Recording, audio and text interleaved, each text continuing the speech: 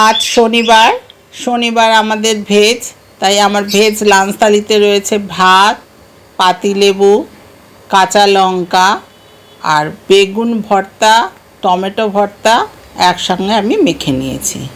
আমি বেগুনটা ভালো করে ধুয়ে বেগুনের ঠিক মাঝখানটা চিড়ে নিয়েছি।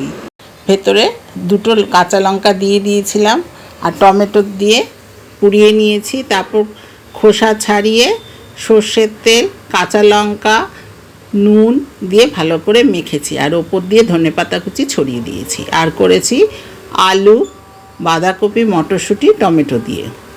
সজনের ডাঁটা দিয়ে ডাল করেছি আর ডালের সাথে খাওয়ার জন্য আমি নিয়ে নিয়েছি গরম গরম বেগুন ভাজা আর পটল ভাজা।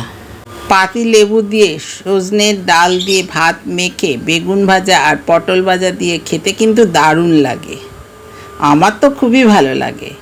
আর শেষে রয়েছে টমেটো খেজুরের চাটনি, কিশমিশ দিয়ে করেছি। এরমই ছিল আমার শনিবারের ভেজ লাঞ্চ থালি। তোমাদের যদি এই ভেজ লাঞ্চ থালিটা পছন্দ হয় তাহলে একটা লাইক করে দিও। Thanks for watching.